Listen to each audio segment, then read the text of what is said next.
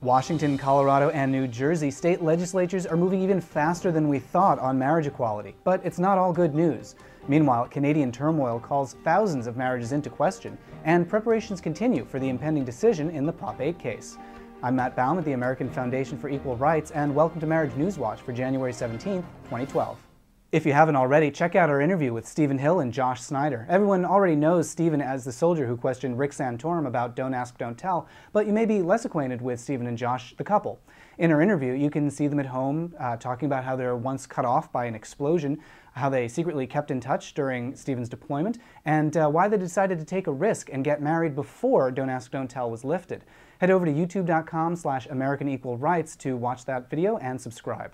This was a busy week around the country as state legislatures got to work. Colorado introduced a civil unions bill. A similar measure was blocked by Republicans last year, but a lot has changed since 2011. This time, a group of Republicans is actively campaigning for its passage, and they're joined by Governor John Hickenlooper and 76% of Coloradans who support legalized relationship recognition. New Jersey's marriage bill was the first order of business this week. It's expected to easily pass the Senate and Assembly, probably this month or next, but Governor Chris Christie has threatened to veto. Legislators may be able to override with a 2/3 vote.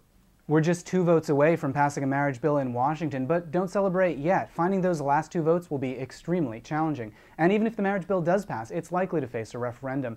Republican Attorney General Rob McKenna is running for governor this year, and he said that rights like marriage should be put to voters. While it's never okay to hold a popular vote on taking away rights, polls are at least encouraging. An October survey by the University of Washington showed 55% of voters would uphold a marriage bill, with just 34% opposed. Perhaps inspired by the progress in those states, more organizers than ever are pushing for marriage equality around the country.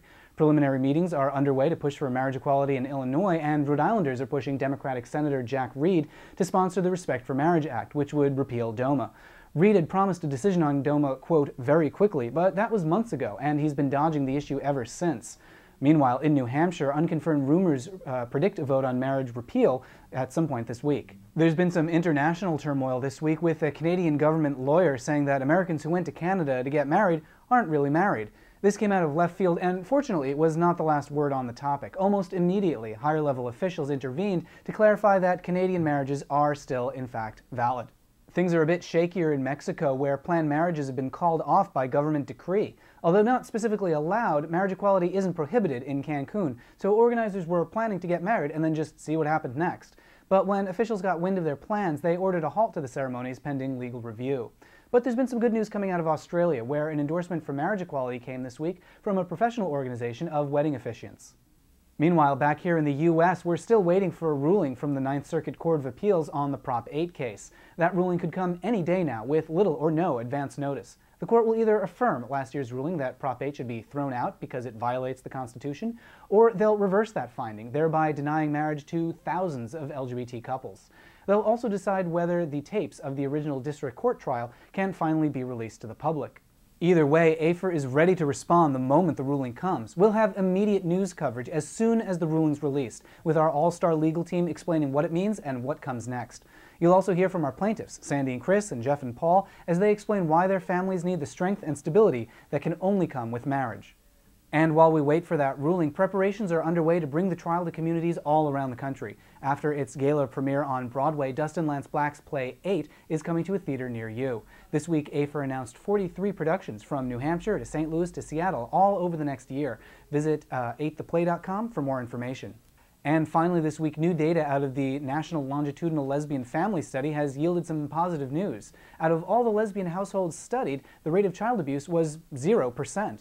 In addition, according to the Journal of Developmental and Behavioral Pediatrics, quality of life for lesbian-headed households was comparable to those of heterosexual-headed households. Not a big shock, just nice to have it reaffirmed, again, that LGBT families are strong, healthy, positive places for kids.